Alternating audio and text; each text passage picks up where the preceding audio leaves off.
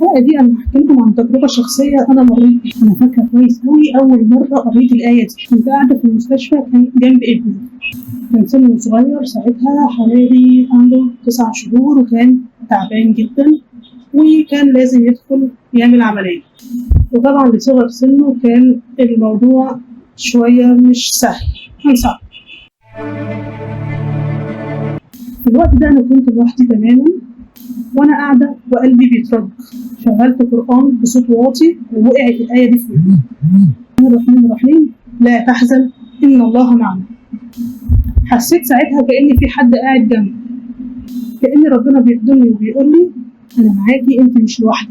الآية دي فضلت ترن جوايا، وكل دمعة تنزل وأنا بقرأها كانت بتطمني. الحمد لله ابني خرج من العملية بسلامة، حالته بقت أحسن ساعتها وطلع من المستشفى. ساعتها عرفت إن الطمأنينة مش في وجود الناس حواليك، إن الطمأنينة في وجود ربنا معاك، وإنك تبقى في معيته. يمكن أنت دلوقتي في كرب وبتدور على ظهر، بس تفتكر دايما بسم الله الرحمن الرحيم لا تحزن إن الله معنا. المعية الإلهية هي أكتر حاجة تطمن القلب.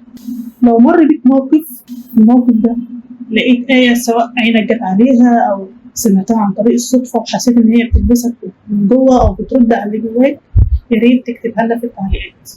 وما تنساش تشارك الفيديو ده على صفحتك، لأن في ناس كتير محتاجة تطمن إن مش الاطمئنان في وجود اللي حواليها، الاطمئنان إن هم يكونوا قريبين من ربنا، إنهم يكونوا في معية ربنا ويبقوا عندهم يقين بده.